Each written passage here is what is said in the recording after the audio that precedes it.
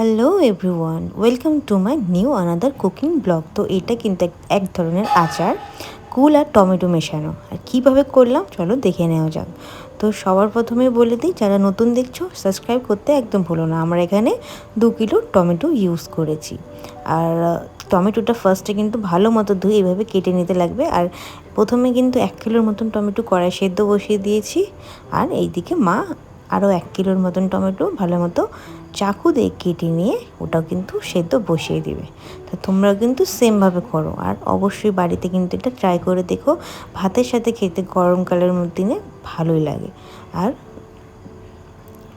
খেতেও কিন্তু খুব টেস্টি, আর আমরা ভাতের সাথে কিন্তু খেতে খুব পছন্দ করি।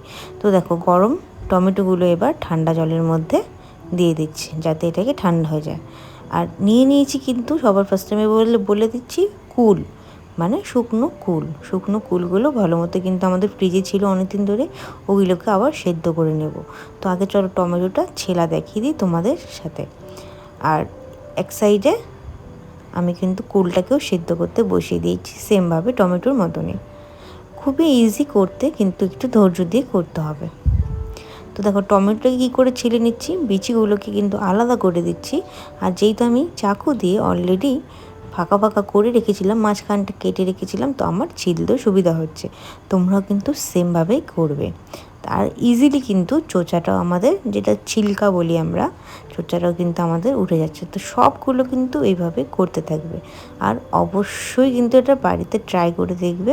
তোমাদের মুখরোচক খাবারের মধ্যে এটা কিন্তু আরও অন্যরকম খেতে। আমার তো খুব ভালো লাগে, আমি বেশিরভাগই রাত্রেবেলা নিয়ে বসে যাই, আমার খুব খেতে ভালো লাগে। আচার, চাটনি এসব পছন্দ আমার। বাট আমি বেশিরভাগ টমেটোটা পছন্দ করি না, যেহেতু এটা কুল দেওয়া, তার জন্য আমার খেতেও খুব ভালো লাগে।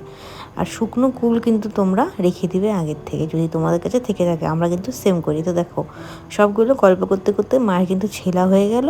আর এবার এটাকে আলাদা করে নিচ্ছি। আর তারপরে দেখো টমেটোর যেটা চোচাটা ছিল সেটা কিন্তু আমরা আলাদাভাবে রেখে দিয়েছি। হ্যাঁ, সবগুলোর কাজ রয়েছে, আমরা একটাও কিছু কিন্তু নষ্ট হবে না। তার জন্যই কিন্তু তোমাদেরকে দেখতে হবে পুরো ভিডিওটা স্কিপ না করে। তো দেখো কুলগুলো সেমভাবে বিচিগুলো ছাড়িয়ে নিচ্ছি, আর খোলসগুলো কিন্তু রেখে দিচ্ছি। তো সেমভাবে করতে থাকবে তোমরাও।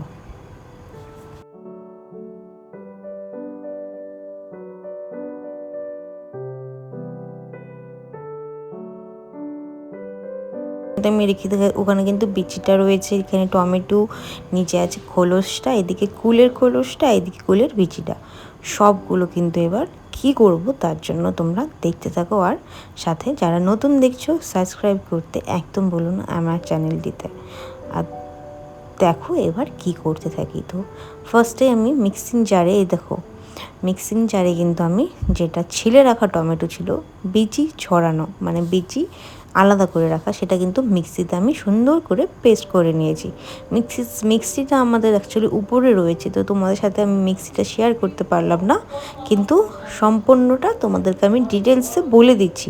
আর অবশ্যই কিন্তু তোমরা আমাকে জানাবে কেমন হয়েছে।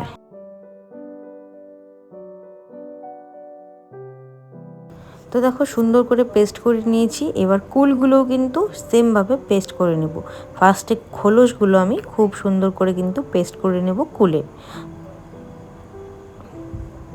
তো কুলটা যখন পেস্ট করবে, কুলটা কিন্তু অলরেডি কিন্তু জল থাকে না, তো সামান্য পরিমাণে জল অ্যাড করে কিন্তু পেস্ট করবে, তাহলে পেস্টটা কিন্তু সুন্দরভাবে বের হয়ে আসে।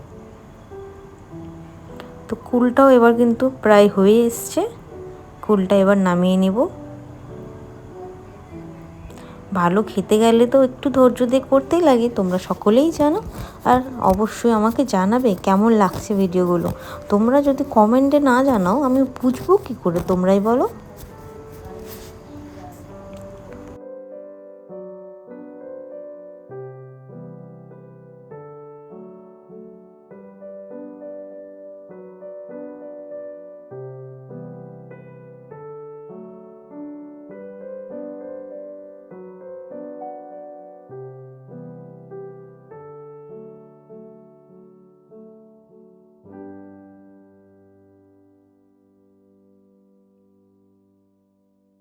তো দেখো এরপরে টমেটোর যে খোলসটা ছিল মানে চোচাটা, সেটাও কিন্তু এবার পেস্ট করে নেব খুব ভালো করে। তোমাদেরকে তো প্রথমেই বলেছিলাম একটা কিচ্ছু নষ্ট হবে না, সবগুলো কিন্তু ভালো করে আমি পেস্ট করে নিচ্ছি।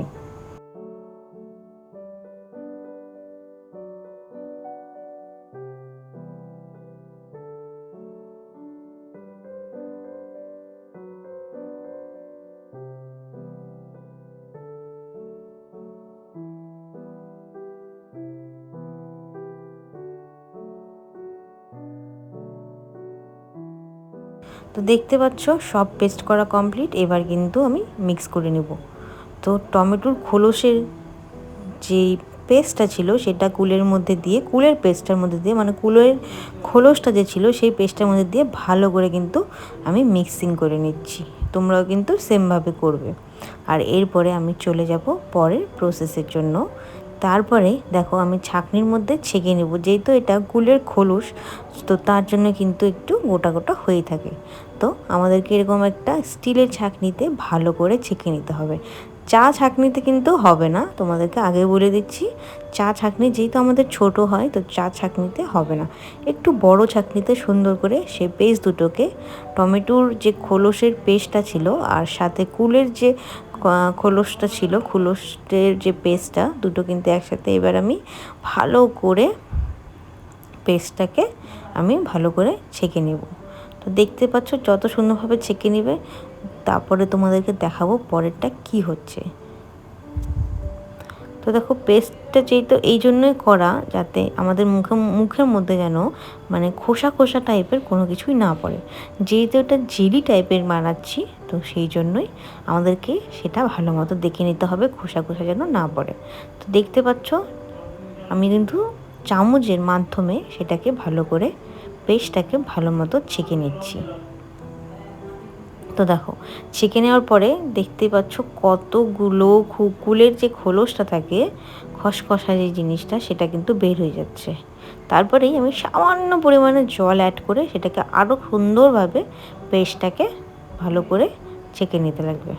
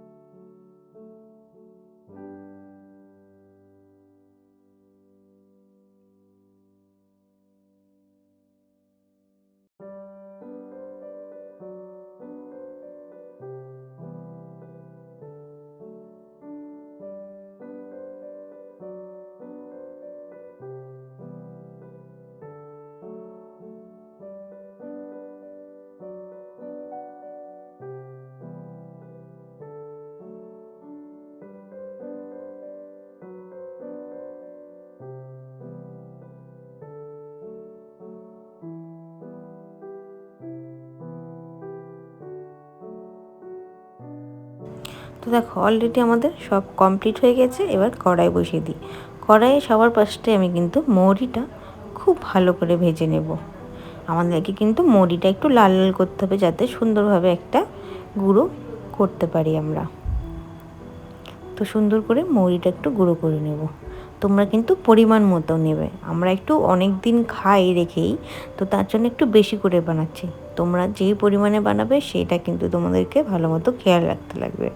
তো তারপরে দেখো এদিকে সব রেডি, এদিকে কুলের বিচিটা আলাদা করে রেখে দিয়েছিলাম। এইটা দেখো পেস্ট করে যেটা বের হয়েছিল এটা কিন্তু সেই পেস্টটা, কতগুলো খোলস ছিল দেখতে পাচ্ছ। আর এটা কিন্তু রেডি। এরপরে দেখতে পাচ্ছ আমি কিন্তু এখানে মেথি খুব সুন্দর করে ভেজে নেব। ও হ্যাঁ, আমি গ্যাসটা অন করতে ভুলে গিয়েছিলাম। যাই হোক এবার মেথিটাও খুব ভালো মতো আমি ভেজে নেব। মেথিটা কিন্তু খুব বেশি পরিমাণে দেবে না, তাহলে কিন্তু একটু তিতা তিতা লাগবে। তো তার জন্যই মিডিয়াম পরিমাণে দেবে, সামান্য পরিমাণে।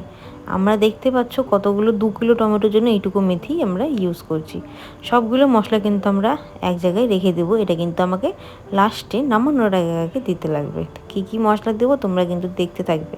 আর তার জন্য বলে দিই, এটা কিন্তু স্কিপ করো না। তারপরে এখানে ভেজে নেব গোলমরিচ। যেহেতু আমরা এখানে লঙ্কা বা ইউজ করতেছি না, কাঁচা লঙ্কা পেস্ট বা কিছু, শুধু সম্বারের জন্য আমরা ইউজ করব। তো তার জন্য গোলমরিচটা আমাদের এই জন্যই দেওয়া, জিনিসটা যাতে খেতে টেস্টি লাগে আর একটু ঝালঝালও লাগে। তো দেখো গোলমরিচটাও আমাদের প্রায় হয়ে এসছে, একটু গরম করে নিয়েছি কাঠকোলাতে। আর এবার সামান্য পরিমাণে তেল অ্যাড করে দেব কড়াইয়ের মধ্যে। ও হ্যাঁ, তেল অ্যাড করার আগে কিন্তু শুকনো লঙ্কাটা, আমি একটা শুকনো লঙ্কা এখানে ইউজ করেছি, সেটাকে 2 টুকরো করে নিয়েছি আর করে কাঠখোলাতেই ভেজে নিচ্ছি। শুকনো লঙ্কাটা একটু ভাজা হয়ে গিয়েছে, তো তোমাদেরকে সবগুলো আমি মশলা কী ভাজলাম এখন দেখিয়ে দিচ্ছি।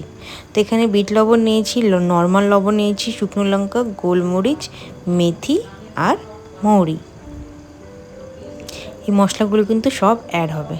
তো দেখতে থাকো কীভাবে অ্যাড করি। তো সামান্য পরিমাণে এখানে কড়াই এখন তেল দিয়ে দিলাম। তেলটা একটু গরম হয়ে গেলেই আবার একটা গোটা শুকনো লঙ্কা 2 টুকরো করে দিয়ে দিয়েছি। সুন্দরভাবে কিন্তু একটু লাল লাল করে ভেজে নেব। তো সম্বারের জন্য এটা কমপ্লিট। এবার আমি পুরো যে মিশ্রণটা ছিল আমাদের, যে পেস্টটা, সেটা কিন্তু কড়াইয়ে ঢেলে নেব। এবার কাজ হচ্ছে আমাদের কন্টিনিউয়াসলি আমাদের কিন্তু নেড়ে যেতে লাগবে, যেহেতু এটা জেলি হবে, জেলির মতনই আচারটা হতে থাকবে। তো সঙ্গে থাকো আর দেখতে থাকো।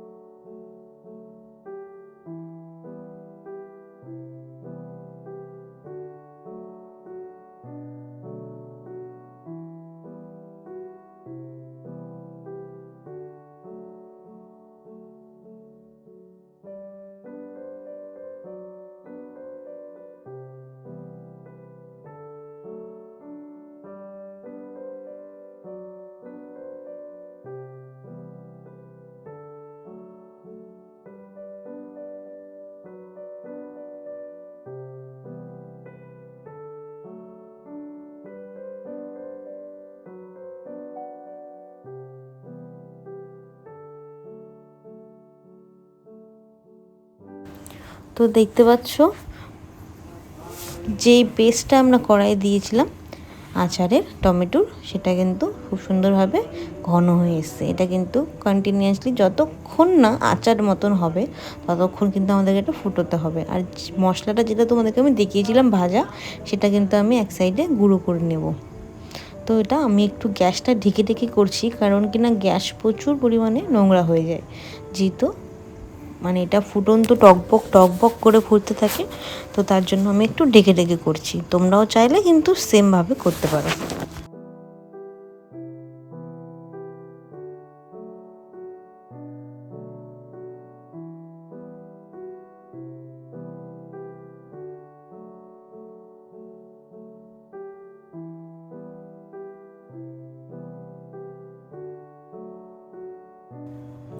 তো দেখতে পাচ্ছ কতটা শুকিয়ে চলে এসছে অলরেডি। তো এখন আমি অ্যাড করে দিচ্ছি লবণের পরিমাণটা। আমি এখানে 2 চামচের মতো লবণ নিয়েছি। আর এবার আমি নাড়তে থাকবো। লবণটা খুব বেশি দেবে না, কম হলেও কিন্তু খাওয়া যাবে বা অ্যাড করা যাবে পরে। আগে কিন্তু যদি তোমরা বেশি দিয়ে দাও, সেটা কিন্তু পুরো জিনিসটা নষ্ট হয়ে যাবে। তো সেইভাবে কিন্তু কাজটা করবে। আর এবার আমি দিয়ে দেব চিনি। তো চিনি আমি এখানে 3 চামচের মতন অ্যাড করেছি। এটা বেশি টক করব না, হালকা হালকা মিষ্টি করব, কারণ আমাদের বাড়িতে বেশি টক কেউ খায় না।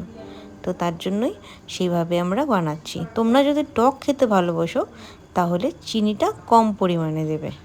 আর আমি একটু টেস্ট করে দেখলাম চিনিটা একটু কম হয়েছে, টকটা বেশি লাগছে। তো তার জন্যই আমি আবারও আইডিয়া মতো চিনিটা অ্যাড করে দিলাম। আর এবার যে বিট লবণ গুঁড়াটা তোমাদেরকে দেখিয়েছিলাম সেটা এখন অ্যাড করে দিচ্ছি। তার জন্য তোমাদেরকে বলেছিলাম লবণটা বেশি পরিমাণে অ্যাড করবে না, একদমই অল্প পরিমাণে অ্যাড করবে।